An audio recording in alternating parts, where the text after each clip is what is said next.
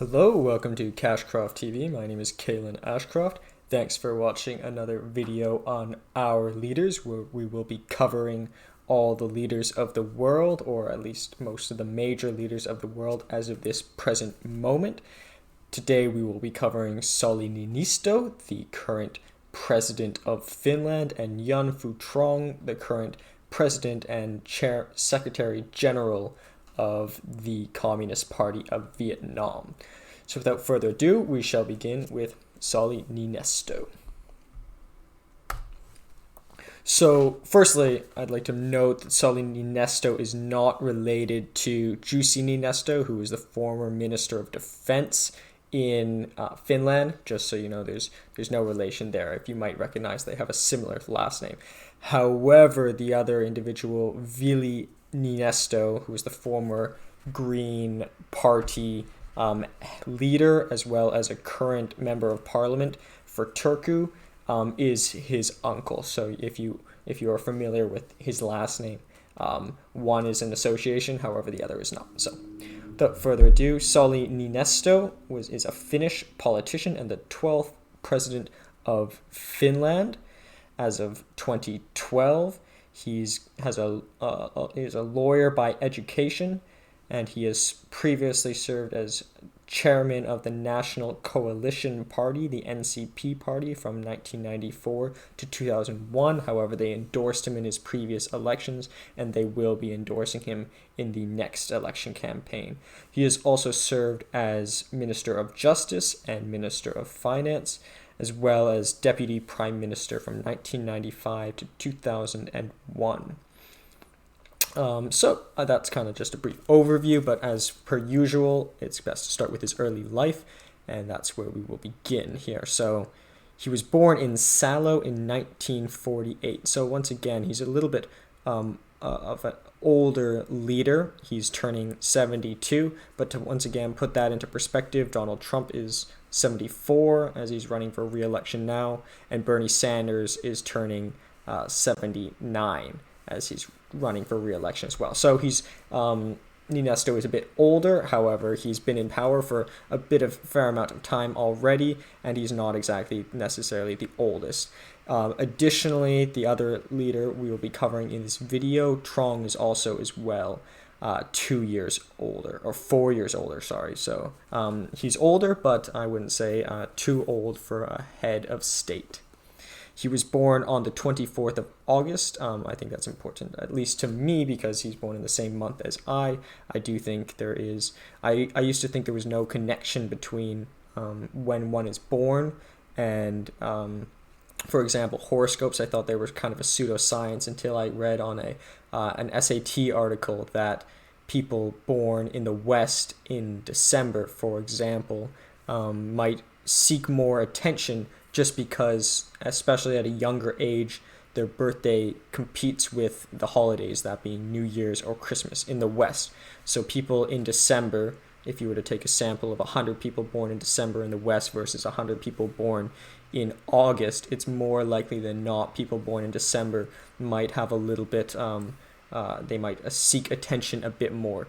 So I thought, and this was a while ago, I thought, if that must be true, perhaps there are other truths across the horoscopes, and that's why I think it's also just interesting to note. Also, if you any way you can connect with these individuals, as I've mentioned before, we share a similar birth month, makes me feel more connected to them, and thus makes this experience better for me. So even if you share the same initials, similar last first letter of your last name, or whatever it takes, I think does help. Especially the more you connect with yourself with these great people, the more they will prove to inspire you. So yeah, so he was born in Salo, which is in the southwest of Finland. It's quite small, with a population of only 52,312. So very small, but the country of Finland is very small population-wise, with a population of only 5.5 million, which is smaller than some major cities. However, their GDP is pretty good on a per capita basis, and in terms of the political landscape, they have a pretty big influence, especially with individuals such as Niinisto having a large involvement in the international organizations, particularly in the European Union. Salo, actually, the word means woodlands, supposedly, or even wooded island. It's based on located by a hill, and supposedly a long time ago in Finnish history, the hill was submerged in water, so supposedly it was actually an island. But it's located between Helsinki and the provincial capital of Turku. So despite being it being very small in 52,000 in population, there's a lot of traffic that goes between this town, between the provincial capital and the capital of the country, that being Turku and Helsinki respectively. His father, Väinö Niinisto, who lived from 1881 to 1991, so living quite a long time, was a circulation manager at the Salon Sedun Sunmat, which was a local Salo morning broadcasting newspaper. So his father was generally an influential person, at least on a municipal level, and a pretty important role for a smaller town like that. And his mother, Hika Heimo, was a nurse from 1916 to 2014, so also living quite a long time. But people in Finland, because of the good healthcare system, tend to live quite long. He graduated from the University of Turku with a Bachelor's of Law degree in 1974 at 26 years old. It's not the top university in Finland. It's approximately ranked number 5. Other notable mentions are the University of Helsinki is generally considered to be the best in Finland. As well, I'm familiar with Aalto University, which is generally considered to be number 2, but quite strong in the commerce or business degrees. He served, after graduating from law, he served in the rural police, as he became rural police chief. So I think he has a tougher temperament. I don't think it's very even in Finland, where the crime rate is not very high. I think anyone who serves time as a police officer and even rises to be a police chief must be a little bit at least tougher in terms of temperament, and at least a little bit on the stronger side. And for 10 years, he served as an assistant judge in the Turku Court of Appeal.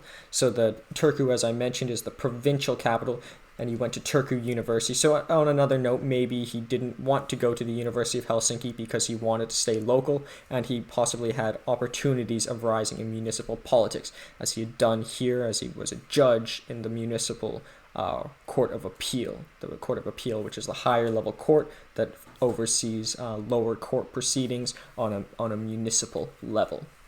And he attained his job not only from his experience working as a chief of police, but also through his bachelor's in law degree.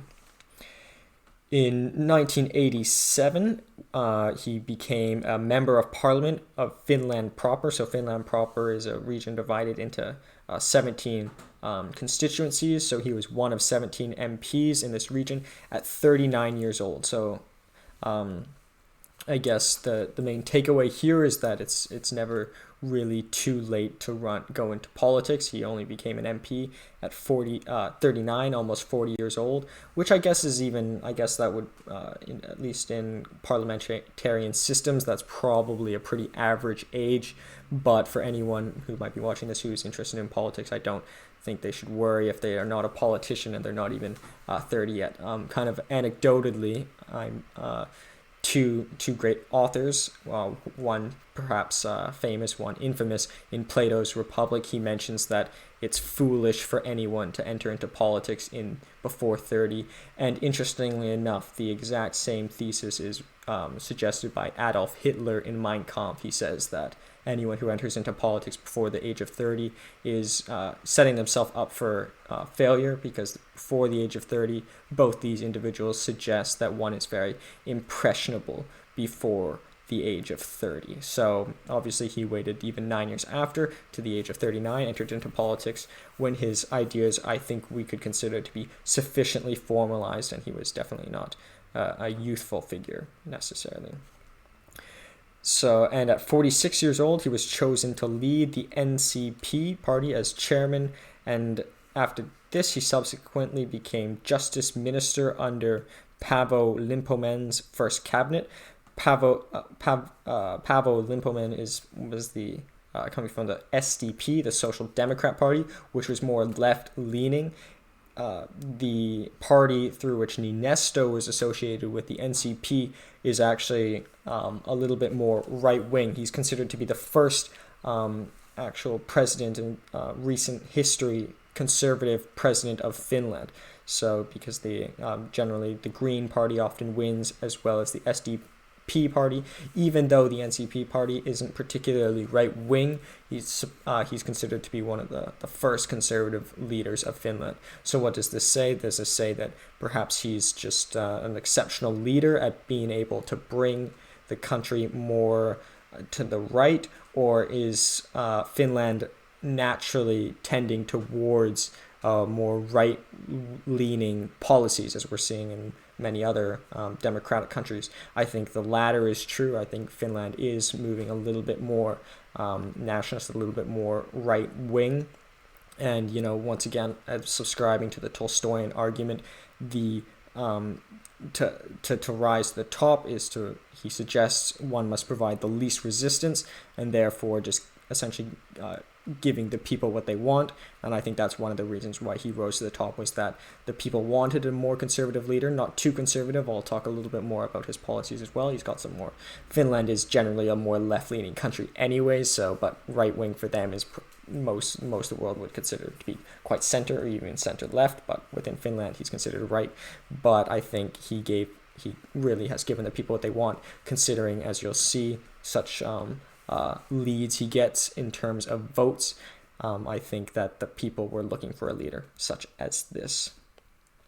So under Paavo Lipponen's government, in his first cabinet, he served as justice minister. However, in 1996, at 48 years old, he switched to become finance minister. So he switched portfolios. He didn't necessarily have a finance background. He had much more of a legal background, but I think I think there's a certain bias often. People often consider, this person has an MBA, they can't speak on matters of law. This person has a JD, they cannot speak on matters of business. I think an intelligent individual should have the right to speak on both, and I think he wanted to prove that he could make it in the finance sector as well.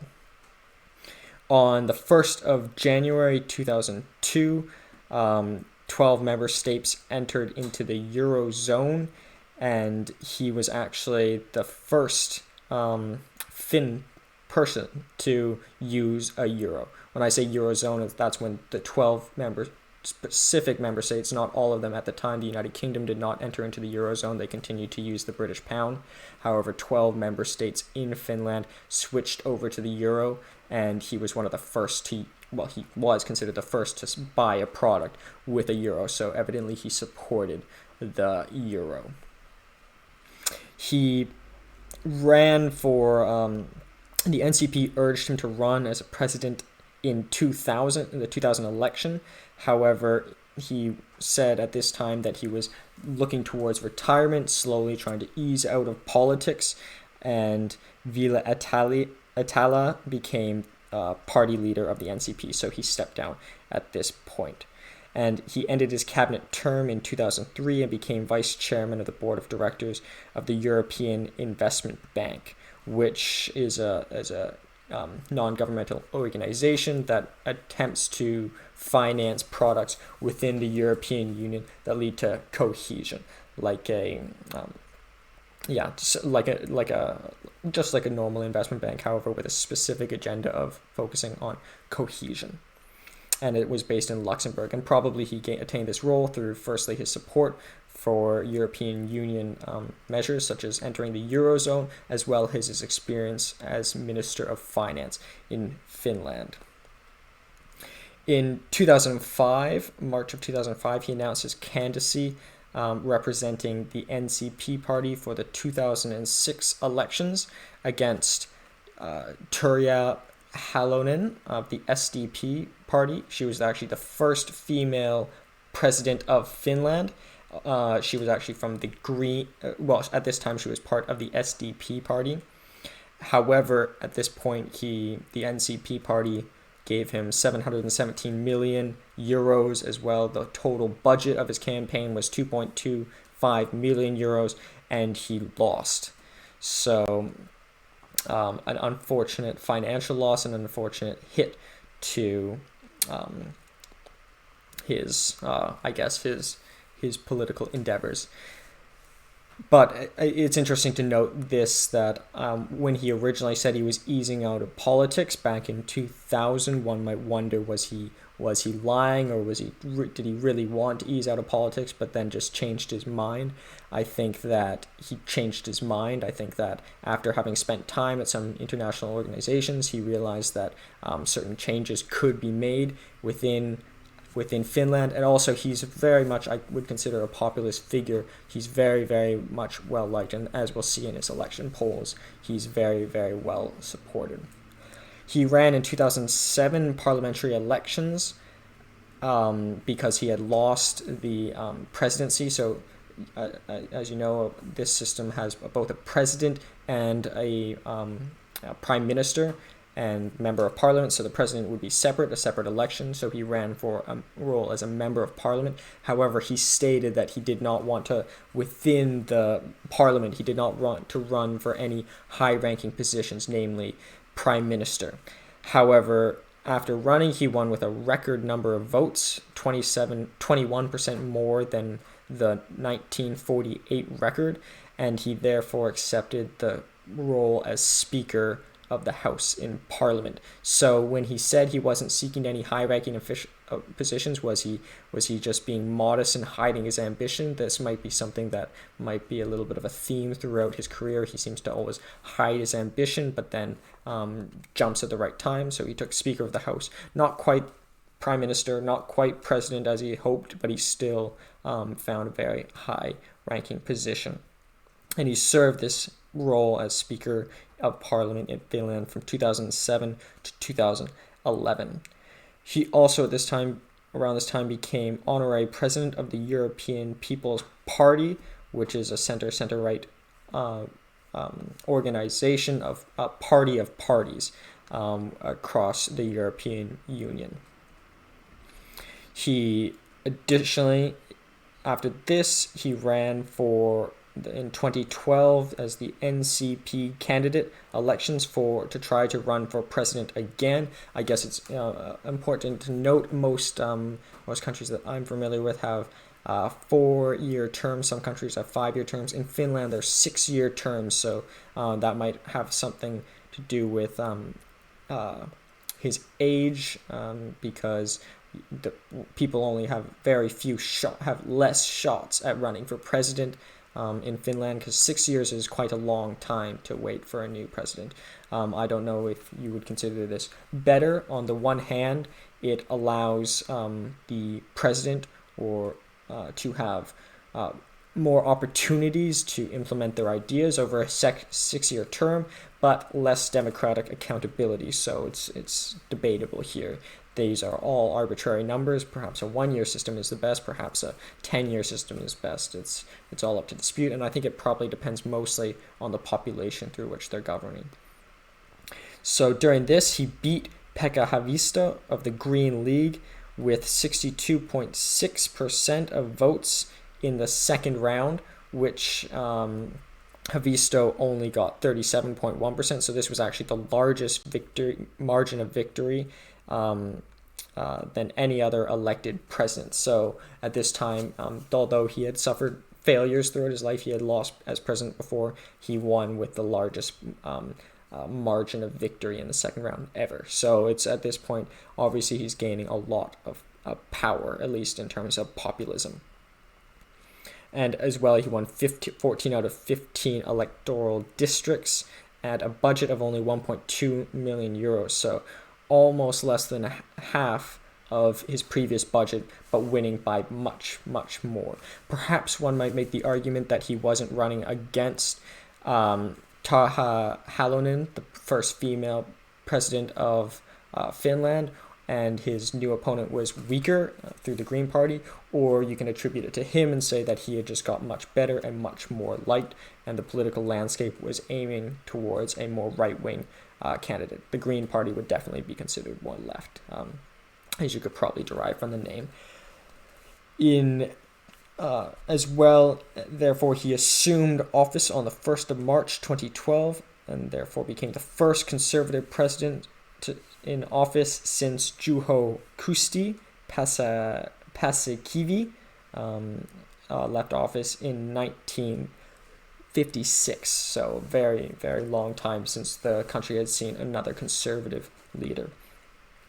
In 2018, he ran again as an independent candidate for president. However, the NCP party and the Christian Democratic Party both supported him nonetheless, and he won in the first round with 62.7% of the vote.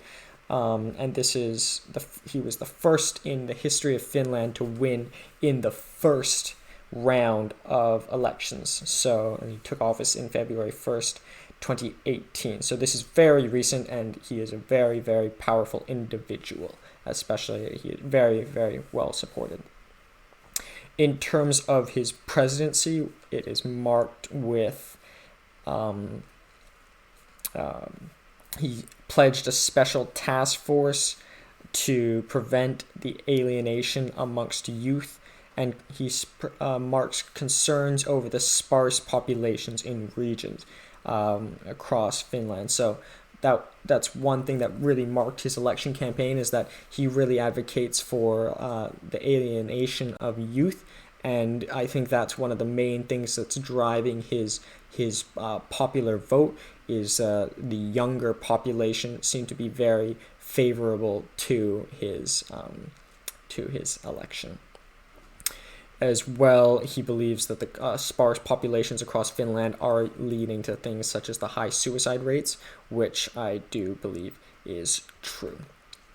He is also, during his election speech, he thanked those who supported and disagreed with him. So he is well liked across parties. As well, he met with Putin in Russia to promote bilateral trade, especially with corporations such as Shell, Cargote, and YIT. However, he was criticized for this because this was in 2013. Russia soon annexed Crimea. And similarly, during this time, Russia was selling equipment to Syria through the Finn ports. So he was heavily criticized for his relations with Russia. As I said in the previous video, with respect to any of these countries, the more that a nation aligns themselves with China or Russia is by the global community, namely because the United States is the most powerful country, seen as a divergence from the EU and the United States. During this time, he also got criticized for his discussions with Putin as he discussed ice hockey and other such recreational matters, but neglected human rights. However, after the 2014 annexation, he hoped to ease tensions.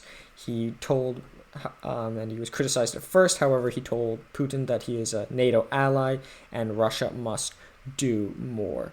And as well, in 2017, he supported the One China policy, which advocates, in effect, said that Finland cannot do deals with Taiwan. So basically, he doesn't recognize Taiwan as a separate country from China, as although many Taiwanese people hope this to be the case. So once again, he seems to be aligning himself more with Russia and China than perhaps some of the other contemporaries within the EU and as well globally. And that would be something that might be expected of a slightly more right-wing leader at this time. In 2018, he hosted Trump and Putin in the U.S.-Russia summit in Helsinki. In 2019, he met with Xi Jinping to promote friendship and launch the 2019 China-Finland Year of Winter Sports. One of the main stances he took during his election, and even today, is that it has always been an opportunity for the presidents of Finland to pardon criminals. However, he has averaged only 3 pardons per year, whereas Tara Halonen had pardoned 20 a year. He believes that this is an outdated royal tradition for presidents to be able to pardon people. Some think of him as being merciless for this, but others consider it maybe a more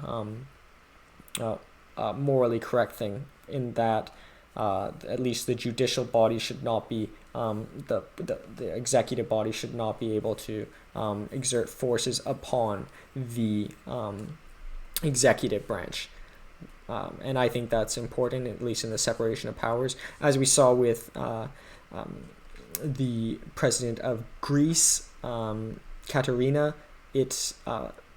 I don't believe it's always good for people to move between the judicial branch into the executive branch. I think there's a little bit of conflict of interest there, and I think that's kind of what he's alluding to here, in that the executive branch should not be able to have veto power over the judicial branch, which I think is, in my opinion, quite morally correct, but some consider him to be merciless for not freeing certain prisoners.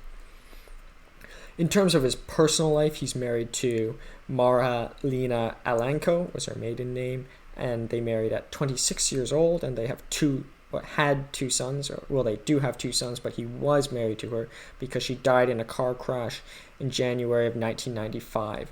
In his biography, he describes this period as 5 years of loneliness after losing his wife in a pretty tragic car accident. He then began a romantic relationship in cabinet with an MP named Tanya Karpela, who later became Minister of Culture, which one might be considered to be a little bit suspicious.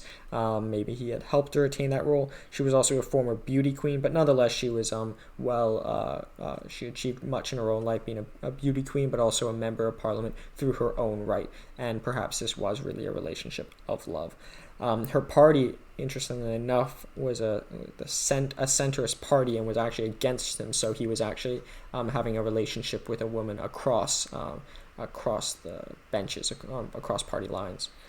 He was, and at this time it was also considered a bit scandalous because he was the second most influential person in the government, only after the president herself, so it was seen as he was in a bit of a position of power.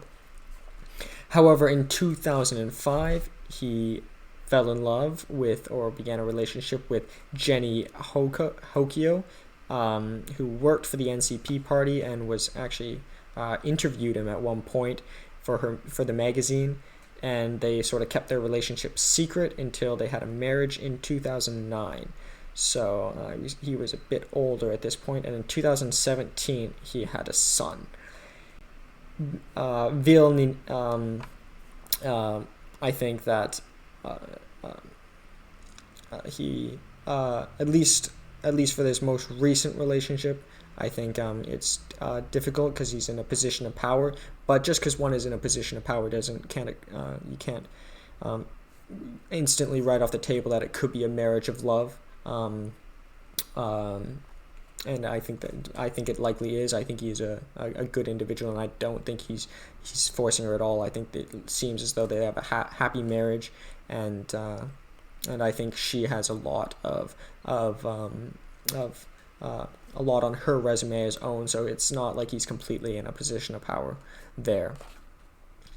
In terms of other important events or interesting events in his life, in 2004 he was in Thailand and he survived the Indian Ocean earthquake. There was a tsunami coming and he climbed on top of a pole. Interesting, had he not climbed on the pole, he never would have became president for 2 terms, maybe even a 3rd term. So it's interesting to speculate on how different Finland would be if he had not shown resilience and survived that tsunami. In terms of some of his political stances and why, not only from his party affiliation, but why he's considered a little bit more right-wing. He opposes same-sex marriage. However, he does allow homosexuals to share a last name and adopt children. So he mostly objects to it on religious for religious reasons. But once again, I think it's mostly just because that is what the people who are voting him in would like to expect of him, especially as it's moving more to the right or moving more conservative. So once again, the Tolstoyan argument may be he's in the position of power because that's exactly what the people hope. At least I think the more democratic a country is, I think the more true the Tolstoyan argument is. He enjoys roller skating and ice hockey, and on occasion he does support euthanasia, which is actually a more left-leaning policy. So once again, Finland is actually still more left than many other countries in the world. So despite him conservative and the trend towards more conservatism, he is the country is still considered quite left. So in terms of symbols here on the page, and then we'll go into Trong and then into the comparison. Here's the flag of Finland, the population 5.518 million, so very small, GDP of 251.9 billion. Very good on a per capita basis, but now we have individuals in some countries. Jeff Bezos is over $100 billion, for example. He has almost half the GDP of all of Finland. So that's it's a smaller country. Area-wise, it's pretty big, or at least medium-sized, 338,440. It's just very not very densely populated. But nonetheless, through individuals such as Niinisto, who had worked on, was the honorary president of NGOs as well as the European Investment Bank, they definitely hit above their weight class in terms of diplomacy. Here is his own coat of arms, which he adopted in 2005. Here's the symbol of the this one here, fourth one down, is the symbol of the Parliament of Finland. Here is the symbol of the University of Turku. Here's the symbol of the European People's Party, and here is the symbol of the NCP party, which has continuously supported him, despite him saying he'll run as an independent, but slightly more to the right than the previously winning parties, such as the SDP and the Green Party. So that is, and last but not least, the quotes as well. I cannot forget those. The president of Finland has to understand that there are many different thoughts and opinions and that they must be taken into account so that he could be the president of the whole nation. So despite him being slightly more right-wing, or the first conservative president of all time, since 1956, he still understands and respects people on the other side of the party. He had a romantic relationship with one. He supports euthanasia, some left-leaning policies, and he really advocates for people across all of the population. Especially, I think an interesting one is that he advocates for youth. Even though the younger demographics are largely voting for him, the youngest people can't vote at all, so it's very nice that he actually is a voice for them, and he supports pretty much everyone. The Finnish way of dealing with Russia, whatever the situation, is that we will be very decisive to show what we don't like, where the red line is. So this is in the aftermath of the criticisms he was getting for being a little bit too favorable to Russia, but compared to many other European leaders, he has a little bit of a slightly softer spot for Russia and Vladimir Putin, which I don't think is too wrongfully so. I don't think Putin is quite as bad as many other people make him out to be, as my Russian friend said, which is actually completely opposite of what people in the West think. He said he doesn't like Putin, but he likes what Putin is doing, which people in the West consider the complete opposite. So it's just a point of consideration that I don't think anything in this world, it's completely binary. There's not a good person and there's not a bad person.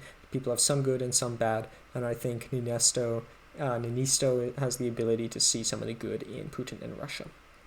The presidential pardoning of criminal sentences and related sanctions is an outdated tradition, lastly. So once again, I think this is important because I think despite the criticism that it gets for him being merciless, for not pardoning criminals, I think it's important for the judicial body to be separate from the executive. and the legislative. So I think he's actually doing a good thing with that respect. So without further ado, we will continue to Nguyen Trong. So a little bit older, born in 1944, about 4 years older than Niinisto, turning 76 this year. He's born on the 14th of April. He's a Vietnamese politician and current General Secretary of the Communist Party of Vietnam. Therefore, he's the de facto top leader of Vietnam. He is also, he became president in 2011, making him essentially the absolute leader of Vietnam. He was 67 years old at the time. He's actually only the third individual to be both the president and head of the Communist Party of Vietnam. So once again, the country seems to be moving a little bit more in terms of not necessarily the right, because the Communist Party is by definition more left in some regards, but it's moving more right in the name of authoritarianism, as we see an absolute leader which is left from that standpoint. So obviously he's got many other powers. He's got power over the military and almost complete control of the country, as we kind of have seen with some other leaders in this series. In terms of his early life, he's actually a doctor. We can call him Dr. Nguyen Phu Trong. He was born in Dong Hoi Commune, which is a rural district of Hanoi, which is the capital. It's divided into 24 subdivisions because, as you can see, despite the GDP being even smaller than Finland, the population is quite large. It's about almost the population of almost 3 times that of Canada. It's quite a large country in terms of population, but the GDP is quite low, so very low on a per capita basis.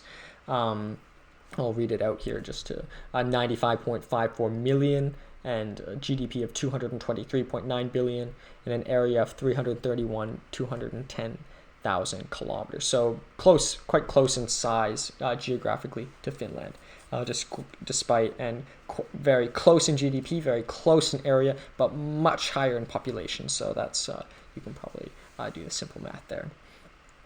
He said he grew up as only an average peasant, but nonetheless he studied philology, which is the study of language and oral and written historical sources. So kind of like it is philology, the study of like important texts, kind of essentially philosophy, but more focused on the language itself. But he continued on to receive a PhD in philosophy at Vietnam National University in Hanoi, which is the considered the number one university in Vietnam. And he studied there. He received his PhD from 1963 to 1968. So he was 24 at the time he received his PhD. So pretty young to receive a PhD.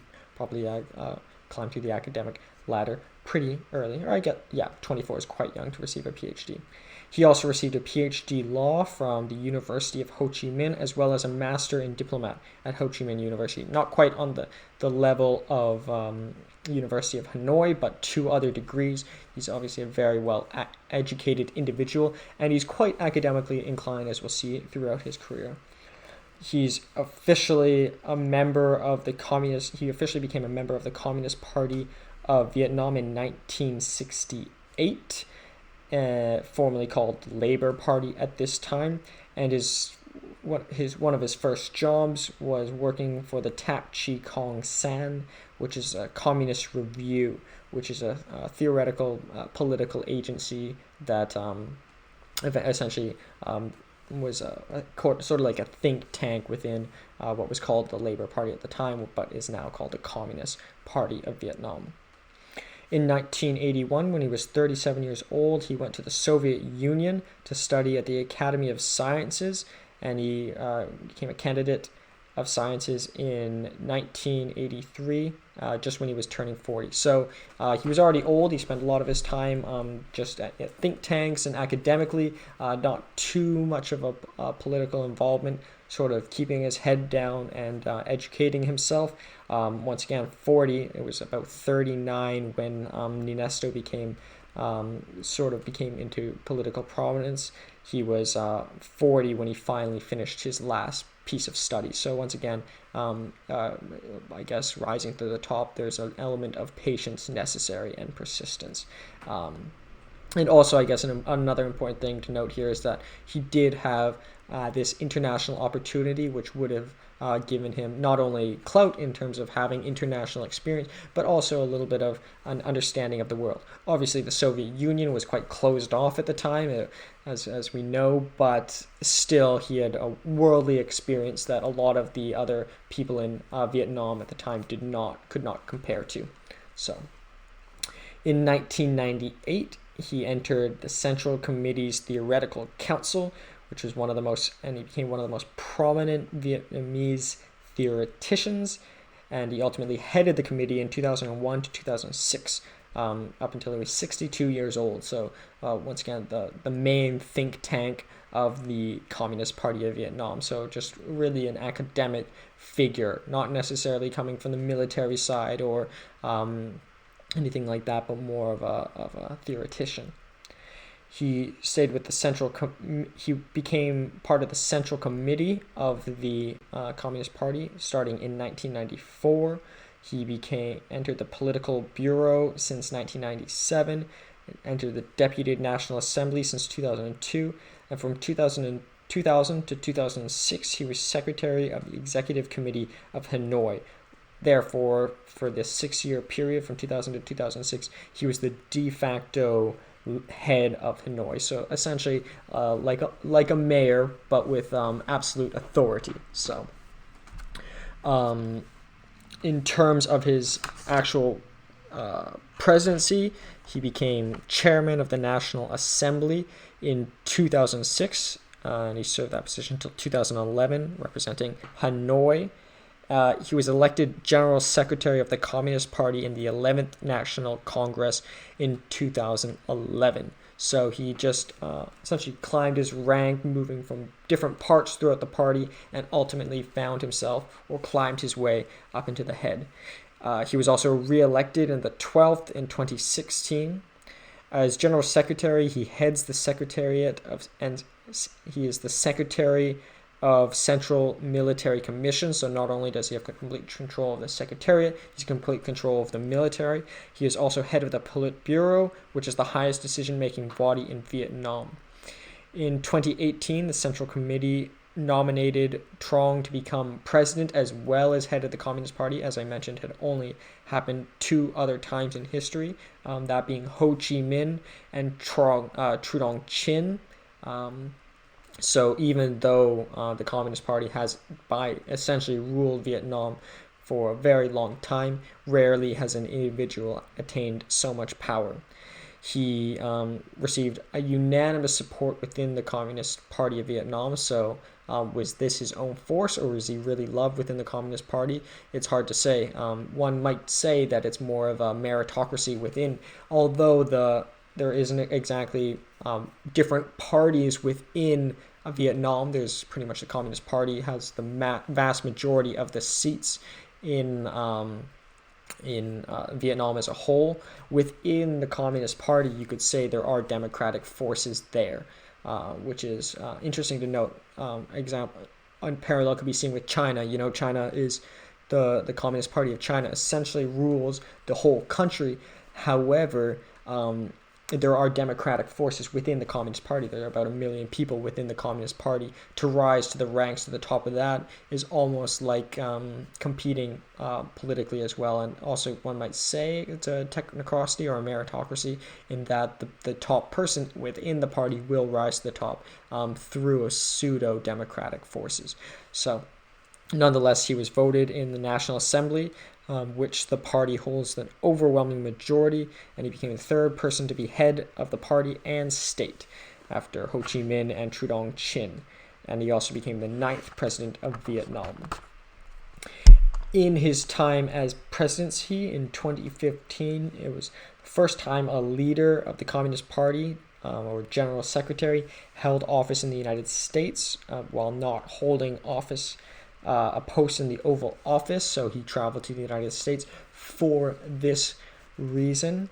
This marked a milestone of 20 years of normalized relationships between Vietnam and the United States. So I guess a good sign in terms of relations that he's actually traveling over there, and negotiations have improved. He spoke with Obama about human rights, security and defense, and trans-Pacific partnerships. So relationships have improved much, obviously, since the Vietnam War. And perhaps despite him being almost very near a dictator, one might even call him, he is actually getting along with some of the more progressive leaders within the world, and that being, at the time, Obama. He believes that the one-party Vietnam will be stronger in the world. So I guess this is once again in his defense. Vietnam, despite its large population, is a pretty small country. So if it had like a three-party system, obviously it would be good for democratic merit, but could a lot be accomplished. A smaller country probably needs more mobile. Think like a GDP of 223 billion.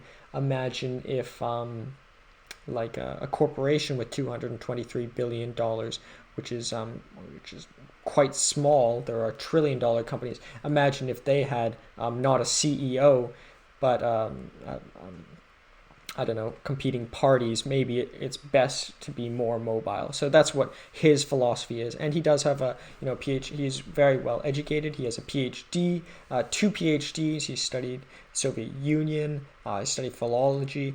Maybe it is,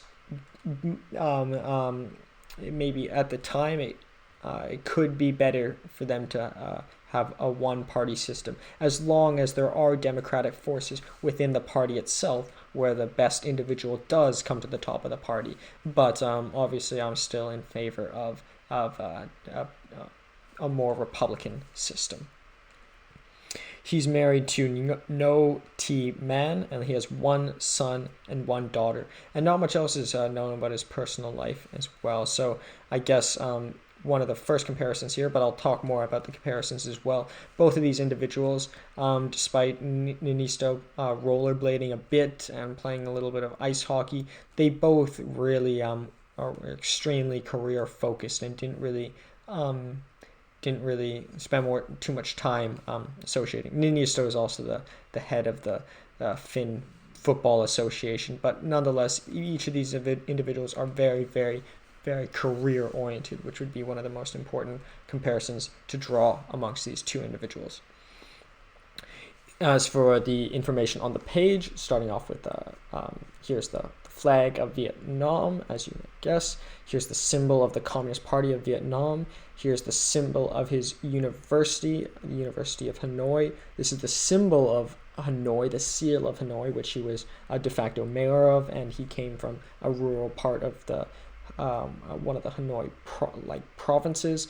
And here is the seal of Vietnam itself.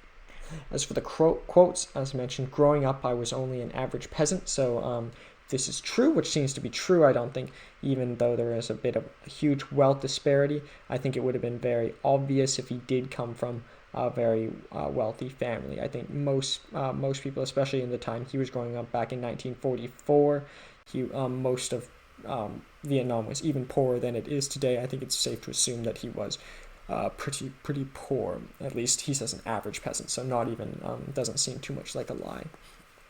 A country without discipline would be chaotic and unstable. We need to balance democracy and law and order. So I guess, firstly, it's just nice to note that he even recognizes democracy and recognizes that democracy does have its values. And I do think he sees that democracy should exist within his own party. I think, to get to the top of the Communist Party of Vietnam, there were democratic forces, and he was elected president, and he is only the third to be leader of the Communist Party and president at the same time, so that's a good sign. Even though he's an exception, that proves a bad sign. He still recognizes democracy as a positive feature, but also he needs to balance it with law and order, which is also important, but is it more important? It's debatable. I very much hope the new faces of the Politburo will push with reforms and bring the country forward, but I don't know whether they can do that. They will also have to really tackle the corruption problem. Otherwise, the people would be the ones to suffer the most. So he does see corruption within his own agencies, which could be a sign that he's just exerting his own power and sort of it could be a measure for persecuting political opponents, which is very possible. Or if there truly is corruption and he truly is trying to clean it up, perhaps he is really doing the right thing. So that is the life of Nguyen Trong. As for the comparison between Niinisto and Trong, one of the first ones is they're both quite old before they actually achieved real significant prominence in politics. I think this is something that is generally true across history, but these individuals definitely prove it. And as I said, for anyone here who might be watching this video who hopes to get into politics, like, firstly, it's never too late. In fact, maybe sometimes it's too early. I don't think there's really a too much of a cutoff on the upward end. Maybe if you're 90, you should probably look towards retirement. But I do think there is a cutoff at too young, and some great individuals, some famous, some infamous, being Plato and Hitler, respectively, say that pre-30 probably would be a cutoff. So both of these individuals should be an inspiring sign that things could come of late. They're also part of sort of a new sort of shift, I guess we could see, in terms of both of their countries. Niinisto represents a shift towards a little bit more right-wing policies, which is sort of uncharacteristic of previous Finn leaders. And as we're seeing across the European Union, some people say it might be alluding to the ultimate collapse of the European Union. However, Niinisto, despite he is actually very much in support of the European Union. He's part of many international organizations. He served in, for example, the European Union Investment Bank. And he was the first. He was in favor of the Eurozone. He was the first Finn person to buy a product with the euro. So that's at least a sign that the European Union is not looking towards a collapse. However, he is part of, I would say, a new wave of Finn leaders who are starting to become definitely stronger and a little bit more conservative. Similarly with Trong, he marks, although the Communist Party has essentially ruled the country, he marks a similar time to that which we saw with Ho Chi Minh, where the leader is gaining, once again, similar to Niinisto, a lot more power. He does have, I would say, undisputably absolute power over the country, being head of the Communist Party of Vietnam, head of he's also president, head of the police, head of the Politburo. He's got absolute control, and his crackdowns on corruption could be seen as a measure to attack political opponents. So, and Niinisto is also a populist as well, so they both have a lot of relative power, and more relative power than we have seen in recent history with respect to Finland and Vietnam. Similarly, another thing, despite their growing political power, they're also quite open to worldly dialogue, and they do have worldly experience. Trong, despite coming from a communist country and visiting a communist country, he has gone to the United States, he has gone to the former Soviet Union, and he's open to dialogues with those such as Obama. Niinisto, he is opening dialogues which weren't really as common in Finland before, with Putin and Xi Jinping. So I think they're both very open to discussion. Going back to one of Niinisto's quotes, he's open to not only speaking with people across party lines, but open to speaking to leaders across perhaps political lines. So they're very open to this discussion, which I think was an important feature for modern world leaders. I don't think a country can keep up with the other countries if they do not maintain a continuous dialogue. And both of these leaders, despite gaining exceptional amount of powers within their own country have also been quite impressive in terms of their international relations, whereas other countries might actually be, some other countries are moving the other direction. These two countries are more, and these two leaders are more similar in that respect. And once again, I think the very last one is they're both extremely hard workers, but I think they both are representative of the Tolstoyan argument. The reason why both of these people are in power is because they represent exactly what the two respective governments are leaning towards at this moment, and they rose to prominence essentially by keeping their head down and not being overly vocal and just getting their work done, and they happen to be the perfect fit for what their respective parties want of them. So that is why they both attain their power. So thank you so much for watching this video. I hope you enjoyed learning a little bit more about these two leaders and these two respective countries. I hope you perhaps watch some of my other videos or listen. I don't know if you might be listening to it in a podcast as well. And I think there's a lot that you can learn from these leaders and all these leaders. And every minute you dedicate to learning more about them, and myself included, you become more like them. So, you're an abstraction of the 5 people they say you spend the most time with. If you read about these great leaders for 20% of your time, I would assume you'd probably be 20% like a great leader. So thank you so much for watching another video on our leaders.